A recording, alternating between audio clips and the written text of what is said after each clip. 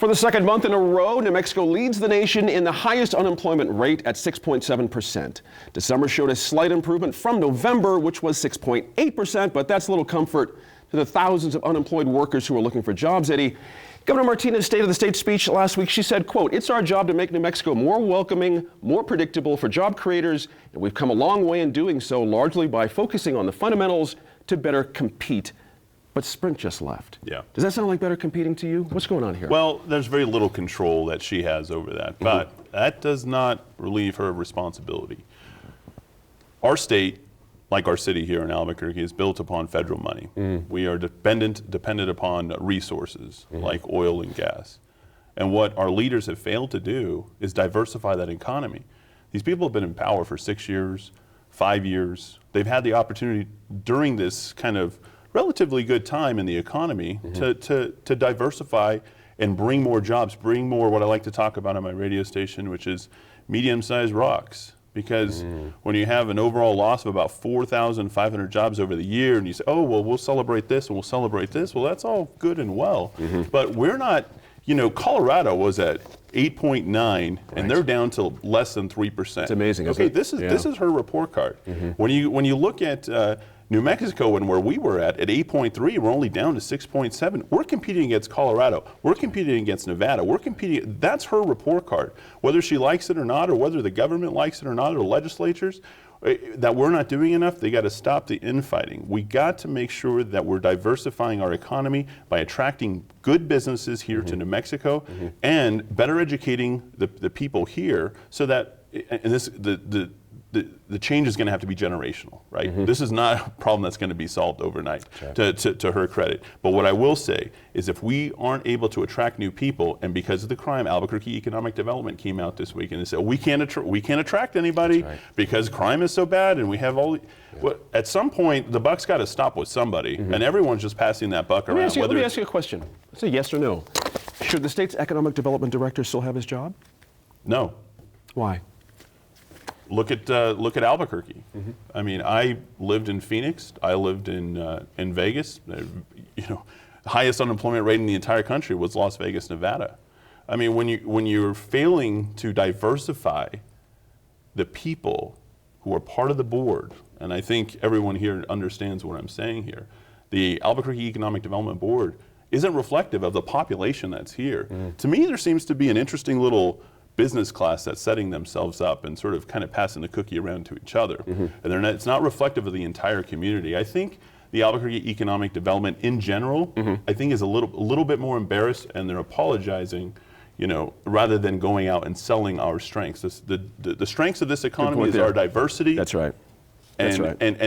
And I mean, you think about the number of PhDs and the nanotechnology and the number of people that we have incentivized to come here. How have we not built upon that? I even said this. I'm going to hold you there, brother. Sure. You're rocking and rolling. I love it. I love it. We're going to pick this up maybe in a web extra. That was a good. Okay. I love that segment. That's all right, dude. That's all right. We've got some other. The numbers are ugly. Yeah, I think the numbers are very ugly right now. Sprint is a good. I mean, we've had this conversation around this table before, and I hate to say I told you so, but I'm pretty sure I can find the tape.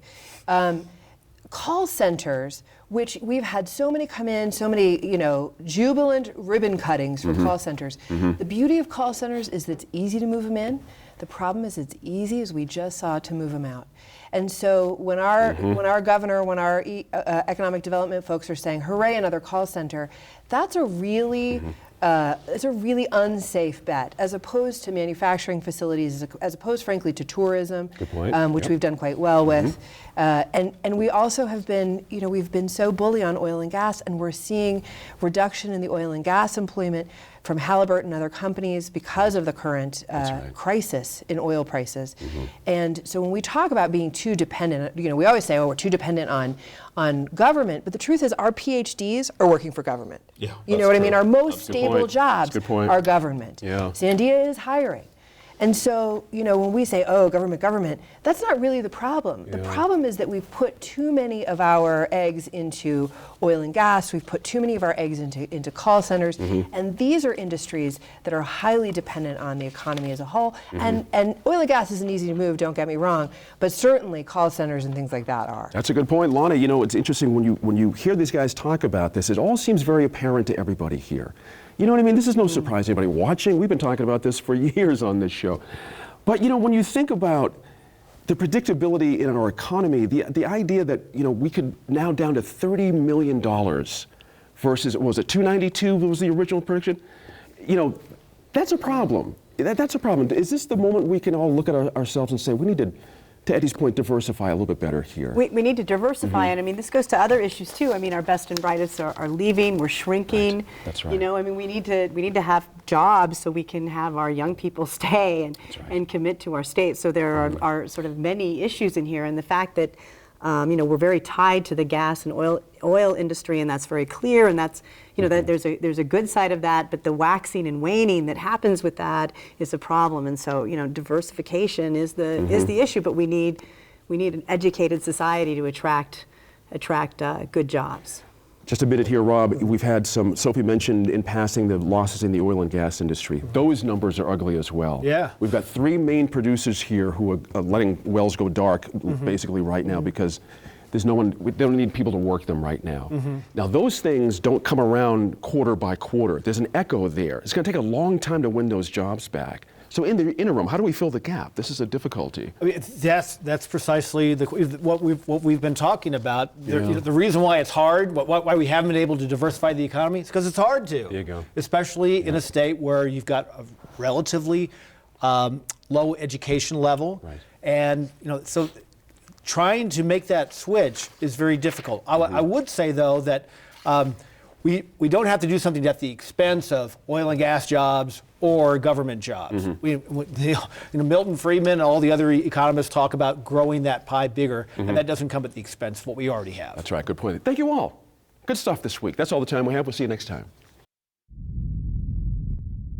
I'm Gene Grant. Thanks for joining us this week for New Mexico in Focus. And as always, we appreciate your time and effort to stay informed and engaged. We'll see you next week in Focus. Get a preview of what's coming up on the next New Mexico in Focus. It's easy. Sign up for our weekly email at newmexicoinfocus.org.